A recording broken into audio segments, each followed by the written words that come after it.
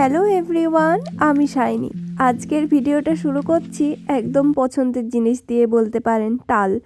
আগের বছর তো এখানেই ছিলাম, যার জন্যে তাল খাওয়ার সুযোগ আর হয়নি। তবে এই বছর যেহেতু একটু আগে গিয়েছিলাম, তার জন্যে এই তালের স্বাদ বেশ ভালোভাবে উপলব্ধি করতে পেরেছি। তালের ফুলুরি, তালের পিঠে, তালের ক্ষীর, তালের বাটিসাপটা, তালের পুরপিঠে প্রায় সবই খাওয়া হয়ে গিয়েছে। তার মধ্যে সবথেকে পছন্দের তালের ফুলুরি। এখানে মা তাল ভাঙছিল একটা একটা করে, আর অনেকগুলো তাল একসাথে ভেঙে মেরে রাখে, ফ্রিজের মধ্যে রেখে দেয়। বেশ অনেক দিন ভালোও থাকে, আর প্রত্যেক দিন আলাদা আলাদা করে আর কষ্ট করতে হয় না। তবে এই তালটা দেখলাম বেশ শক্ত, এত আছাড় খেলো তাও কিন্তু ভাঙার নাম করছে না।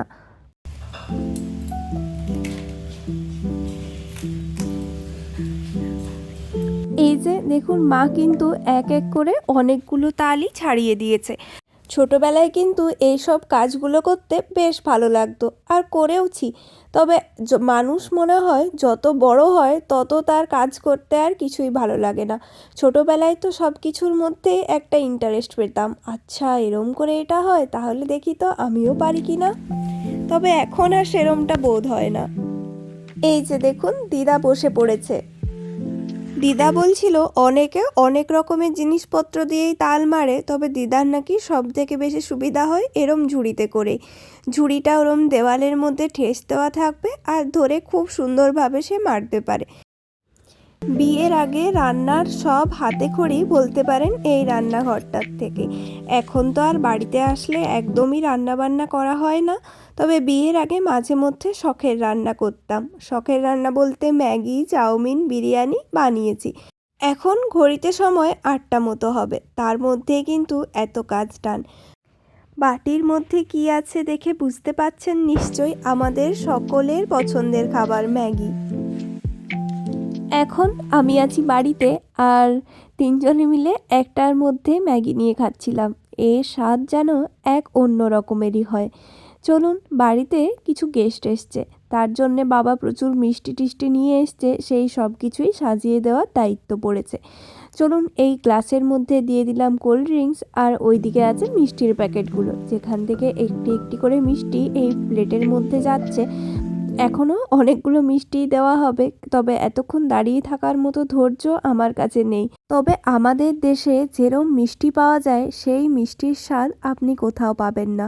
সাদা কালারের মিষ্টিটা হলো চিত্তরঞ্জন, আর এটা হলো মতিচুরের লাড্ডু, আর একটা ছিল মনোরঞ্জন। যাক, ওই শব্দ দেওয়া হলো। তারপরে মা আবার বাড়িতে পিঠে বানিয়েছিল। বাড়ি মানেই তো খাওয়া দাওয়া। বাড়িতে গেলে যে কত রকমের খাওয়া দাওয়া পর পর চলতে থাকে তা আর বলবার নয়। এখান থেকেও দুটো পিঠে না খেয়ে আর পারলাম না। আবার কবে আসবো, কবে খাবো তার তো ঠিক নেই। আর আগে যদিও এই সব খাবারগুলো না খেলেও এখন বেশ ভালোই লাগে খেতে। হয়তো মানুষের বয়স বাড়ার সাথে সাথে খাবারের স্বাদ পরিবর্তন হয়। ওই যে সাইডে একটু ঘি রেখেছি, আর দুটো পিঠে নিয়েছি। একটা খাবো ঘি দিয়ে, আর একটা গুড় দুধ দিয়ে। বেশ ভালো লাগে খেতে, ছোটোবেলায় খেয়েছিলাম, এখন আর খাওয়া হয় না। চলুন, এই খাওয়া দাওয়ার পরে ভাবলাম এই প্যাকেট যেগুলো এসছিল মানে অনলাইন থেকে, সেগুলো সব ব্যাগের মধ্যে ঢুকিয়ে নিই। বাদ বাকি প্যাকিং তো ওইখানে গিয়েই হবে।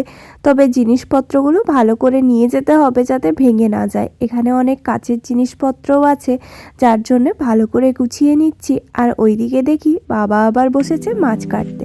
ছোটোবেলার থেকেই বাবার মাছ কাটার বিরাট শখ। আসলে যে যে জিনিসটা পছন্দ করে, তার সেই জিনিসটার প্রতি কিন্তু একটা আলাদা টানও থাকে।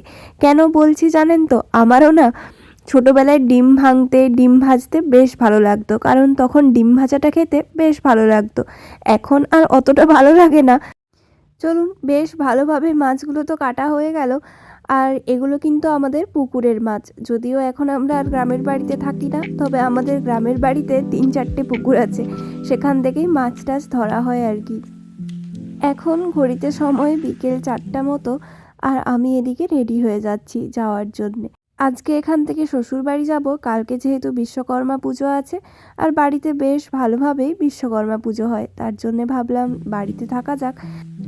আমি এই প্রথমবার মনে হয় যাতায়াতের সময় এতটা গর্জার শাড়ি পরলাম। নাহলে সব সময় হ্যান্ডলুম শাড়িগুলোই পরি, কারণ ওগুলো আমি বেশ কমফোর্টেবল থাকি।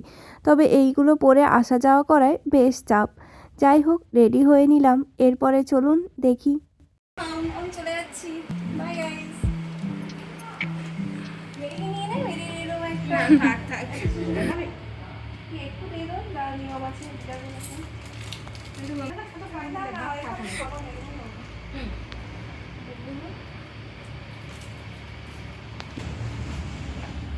ভালো লাগছে, তুই চলতে থাক।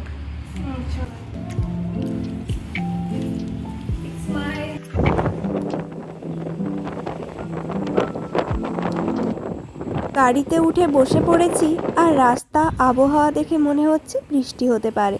তবে বেশ ঠান্ডা ঠান্ডা একটা হাওয়া দিচ্ছে। এই হাওয়ার মাঝে যেতে ভালোই লাগছিল। তবে অনেকটাই দূর, জানেন তো, প্রায় 3 ঘন্টা মতো সময় লেগে যাবে যেতে যেতে। রাস্তায় যেতে আর কি করব, তাই বেশিরভাগ সময় আমি ঘুমিয়েই পড়ি। আর দেখুন, বাইরে হালকা হালকা বৃষ্টি শুরু হয়েছে, তাই হাতটা বাড়িয়ে দিলাম।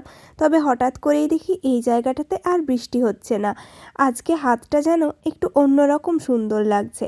চলুন দেখুন, বলতে বলতে বৃষ্টি শুরু হয়ে গেছে, আর প্রচুর মুষলধারে বৃষ্টি হচ্ছিল আজকে। চারিদিক যেন ধোঁয়াশায় ভর্তি হয়েছে, আর ধান ক্ষেতের মাঝে এই বৃষ্টি যেন এক অপরূপ রূপ নিয়েছে। গল্পে গল্পে প্রায় 1.5 থেকে 2 ঘন্টা সময় পেরিয়ে গেছে। আমরা এসে পৌঁছেছি আমার শ্বশুর বাড়ির কাছাকাছি। কাল যেহেতু বিশ্বকর্মা পুজো, তার জন্যে আজকে চারিদিকে বিশ্বকর্মা ঠাকুরের জন্যে মালা। সেই সব তো থাকবেই, সেই ছোটোবেলার জিনিসপত্রই যখনই দেখি তখনই ছোটোবেলার কথা মনে পড়ে যায়। এই যে বাজারটা পেরিয়ে গেলাম, ভাগ্যিস আজকে রেলগেটটা পড়েনি। আমি কিন্তু বাড়িতে পৌঁছে গেছি, আর বাড়িতে এসেই দেখি কালকে বিশ্বকর্মা পূজার জন্যে বেশ বড়সড়ভাবে আয়োজন চলছে। এখানে সব ফল রাখা আছে, আর ওই সাইডে কাকিমারা মিলে সবজি কেটে দিচ্ছেন। আর এনাদেরকে মাই ডেকেছিলেন যাতে পুজোর কাজে একটু সাহায্য করে দেন। আলু পোস্ত হবে, শুক্তো হবে, আর এই দিকটাতে আছে প্রচুর সবজি, শসা, গাজর, করলা, উচ্ছে। এত সবজি দেখলেও যেন মন ভালো হয়ে যায়, কারণ নেদারল্যান্ডে তো এত সবজি পাওয়া যায় না। তাই এই সমস্ত জিনিসগুলোকে খুব মিস করি। আর এই সমস্ত পুজো সবার সাথে কাটানো এই দিনগুলো সত্যিই ভীষণ মনে পড়ে। আজকে পুজোর আয়োজন এতটাই। দেখা হবে কালকের নতুন একটি ভিডিওতে। সবাই ভালো থাকবেন, সুস্থ থাকবেন, আর অবশ্যই চ্যানেলটাকে সাবস্ক্রাইব করে দেবেন।